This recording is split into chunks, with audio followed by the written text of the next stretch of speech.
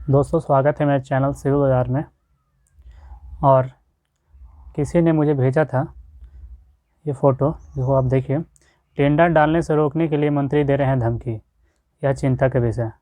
और बोल रहा था कि भाई इतना दिक्कत है, हर कोई रोकेगा। बोल रहे भाई इतना ऊपर लेवल का क्यों सोच रहे हो कि मंत्री आके तो ये धमकी देंगे, ऐसा कुछ। ये जो टेंडर सबका बात हो रहा है या जो पेपर में छपा है, वो काफ़ी हाई लेवल के और बड़े बड़े टेंडर हैं। इतना क्यों सोच रहे हो भाई कि इसमें कि दिक्कत होगा या कुछ भी होगा। इस सब में देखिए, आप जब स्टार्ट कीजिएगा ना, तो आपको इतने बड़े बड़े आपके लेवल के ही लोग आएंगे और आपको रोकेंगे, या आपके लेवल पे ही आएंगे। देखिए, रोकेंगे ये तो कन्फर्म है। वैसे नहीं कि आप आइएगा, काम कीजिएगा और हो जाएगा। आप उस जगह के जिस जगह पे रहिएगा उसी जगह पे काम लीजिएगा तो कोई रोकने वाला नहीं है। आप थोड़ा हट के रहिएगा, दूसरी जगह इलाकों पे जाइएगा और काम करने का सोचिएगा, तो वहाँ के लोकल लोग थोड़ा सा रोकेंगे। ये तो है ये। और ये ऊपर से लेकर नीचे तक चलता रहता है। लेकिन जो आप इसमें भेजे कि टेंडर डालने से रोकने के लिए मंत्री दे रहे हैं धमकी, आपको विश्वास रखिए, आपको इसमें कोई मतलब आपको कोई गुंडा तक नहीं बोलेगा कि क्या चलते इसमें रोकिए, काम मत कीजिए। इस सब में ऐसा सिस्टम रहा ही नहीं है। ऐसा सिस्टम पेपर में छपा है ये, तो ये बड़े लेवल का टेंडर है, जो नेशनल हाईवे और ये सब टेंडर का निकलता है, ब्रिज पुल, इस सब में। और इस सब में काफ़ी बेनिफिट भी रहता है, क्योंकि बड़ा काम लीजिएगा तो बहुत ज़्यादा बेनिफिट रहता है और छोटा काम में कम बेनिफिट रहता है। लेकिन टेंशन भी बड़े काम में ज़्यादा रहता है, लॉस भी उतना ही लगेगा। रिस्क ले से इश्क है, तो बस मूवी में कहावत है ना, रिस्क इससे है तो कूद पड़ो, वैसे ही कूद पड़ो। लेकिन अगर छोटे काम करने जा रहे हैं तो आप डरिए मत, उसमें आप आसानी से जाइएगा, काम कीजिएगा, कोई रोकने वाला नहीं है। इसमें देखिए, जो मंत्री है उसने जो कोई किसी ने केस कंप्लेन कर दिया है हाई कोर्ट में जा कर के कि उनका मंत्री से धमकी आ रहा है, प्लस उसमें साथ में ऑडियो कॉल रिकॉर्डिंग भेजा है। और रिम्स में जो रांची का एक हॉस्पिटल है, बहुत बड़ा हॉस्पिटल है, पंकज मिश्रा से मिले थे डीएसपी, और ये रिम्स के टेंडर की तरफ का है।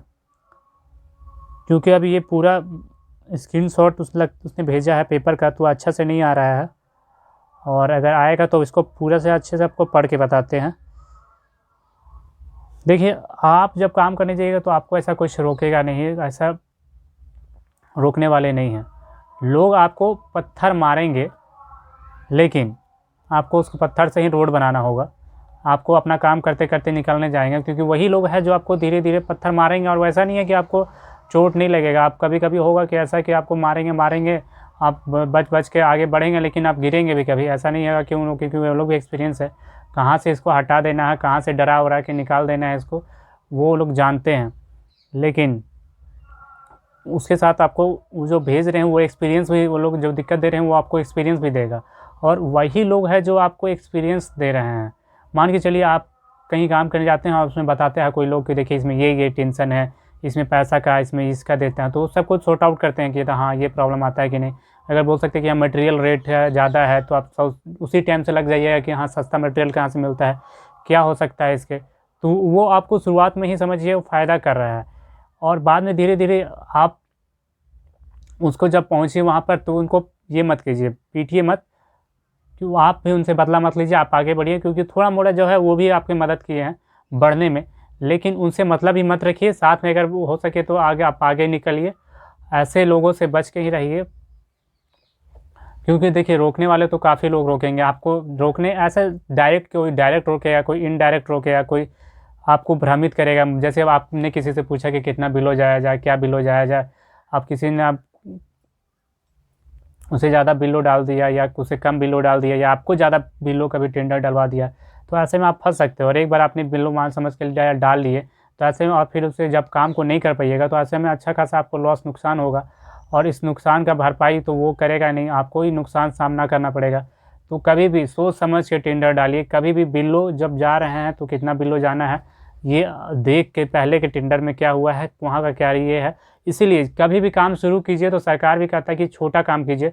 आप 2 लाख, 3 लाख, 4 लाख ऐसे स्टार्ट कीजिए। देखिए, मैं 50 लाख, 80 लाख, 1 करोड़ तक का भी काम लेता हूँ, लेकिन कभी भी मैं नए डिपार्टमेंट पे जाता हूँ तो कोशिश करता हूँ 3 से 4 लाख का काम को लेकर यहाँ का देखूँ। क्योंकि देखिए दोस्तों, अगर शुरुआत में ही आप बिलो जाके काम ले लिए कहीं पे, और बिलो जाके काम लेने के बाद आपको वहाँ पे तब वहाँ का पता चलेगा कि वहाँ का एस्टिमेशन कैसे बनता है। बहुत बार क्या होता है कि मैं जब एक सीसीएल में गया था तो वहाँ मेंटेनेंस का 2 करोड़ का काम निकला था। बात किया मैंने तो वहाँ बताया, और फिर मैंने उस डिटेल टेंडर का पता किया तो मैंने देखा कि वो टेंडर रीटेंडर हो चुका था 2 बार में। तो मैंने पूछा कि क्यों ऐसा ये टेंडर रीटेंडरिंग में क्यों ऐसा है? तो बोला कि यहाँ ठेकेदार ने इसको छोड़ के भाग जाते हैं। बोले क्यों छोड़ के भाग जाते हैं, कुछ कारण होगा? तो उन्होंने बताया कि देखिए, कुछ लोग हैं कि 20% बिलो चले गए थे, कोई 30% बिलो चला गया था, इस कारण छोड़ के भाग गए। और छोड़ के भागना मतलब 3 लाख रुपया, तो वो तो छोड़े ही अपना सिक्योरिटी मनी, साथ ही साथ में वो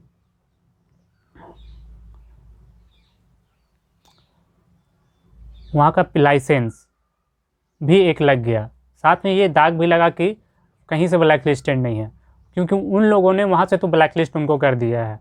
तो ये अपने पेपर पे तो लिख सकते हैं कि कहीं से भी ब्लैक लिस्टेड या कहीं से भी दीवार नहीं है, ये अपने एग्रीमेंट में नहीं लिखा। कभी किसी ने कंप्लेन कर दिया कि नहीं ये यहाँ ये टेंडर में इस टेंडर आईडी के साथ इस डिपार्टमेंट में ब्लैक लिस्ट पाए गए हैं, तो आपका टेंडर कैंसिल हो जाएगा। आप कितने भी बड़े बन जाइए और कहीं से उसको सबूत मिल जाएगा कि आपका टेंडर है यहाँ पे और इसी से ब्लैक लिस्ट किए गए हैं फ्यूचर में, तो 2 मिनट नहीं लगेगा डिपार्टमेंट वाला लोग को आपको कैंसिल करने में आपका टेंडर। तो इसलिए इस सब चीज़ों का ध्यान रखिए। और उस मेंटेनेंस वाले में क्या हुआ था कि मेंटेनेंस का काम क्या होता है कि कहावत है कहीं भी आप देखिएगा, मेंटेनेंस का काम होता है ना, उसमें अच्छा खासा पैसा बचता है। क्योंकि मान के चलिए मेंटेनेंस का काम है, मेंटेनेंस में आदमी देना है, सस्ते में आदमी दे दिए, लेकिन और मेंटेनेंस का काम सस्ता में थोड़ा फ़ायदा होता है मेंटेनेंस में, लेकिन हर जगह पे नहीं होता है मेंटेनेंस में कि क्या है काम डाले और काम मिल गया आपको और मेंटेनेंस में आप फ़ायदा उठा रहे कि हाँ काम मिल गया। ऐसा कभी भी मत कीजिएगा, कहीं भी जाइए। मैं इतने एक्सपीरियंस होने के बाद भी कभी भी मैं टेंडर डालता हूँ तो 3 से 4 लाख से स्टार्टिंग करता हूँ। उसके बाद मैं देखता हूँ कि इसमें बेनिफिट कितना था, क्या इसमें ये है। बीओ की तो पढ़िए साथ साथ में, लेकिन वो क्या एडिशनल आप समझ नहीं पाइएगा कि वहाँ का सिस्टम जब तक आप काम नहीं कीजिएगा। देखिए पढ़ना एक अलग होता है, आप कभी भी स्कूल में पढ़ते होंगे, और एक्सपीरियंस अलग होता है। देखिए पढ़ना आपको फ़ायदा करेगा, लेकिन एक्सपीरियंस के बाद जब वो पढ़ा फ़ायदा अच्छा खासा करेगा। तो कभी भी आप काम डालिए तो दोस्तों इस बात को हमेशा ध्यान रखिए कि कहीं भी आप जाइए तो छोटे से स्टार्ट कीजिए। आपका डूबेगा भी तो इतना डूबेगा, मान के चलिए 3-4 लाख का काम किए तो आपका डूबेगा 8,000 से 10,000 के एफडी डूबेगा। मेरा बात तो कितना मैं कोशिश करता हूँ कि शुरुआत में छोटा ही से छोटा काम स्टार्ट करूँ। कोई भी डिपार्टमेंट हो, कहीं भी हो, कितना भी बड़ा कोई शुरुआत में ऑफर दे दे कि जैसे आगे कोई कभी होता है ना कि कभी यहाँ देखिए इतना टेंडर मिल रहा है, इतना डालिए टेंडर हो जाएगा। नहीं जाता हूँ जल्दी, जब चाहता हूँ कि उसमें छोटा काम मिले। कम से कम मिनिमम 25 लाख का या 30 लाख का 40 लाख का काम छोटा में मैं समझता हूँ, और उससे ज़्यादा नहीं जाता हूँ। और उसके लिए भी अगर बैकअप बना के रखता हूँ कि अगर कैसा कुछ हुआ तो कैसे उसमें निकला जाएगा। मिनिमम उसका BOQ रेट सब पढ़ना सीखिए। अगर पढ़ना नहीं आता है, देखिए क्या होता है ना कि बहुत कोई मुझे बार बार बोलते हैं कि मुझे BOQ पढ़ना नहीं आता है।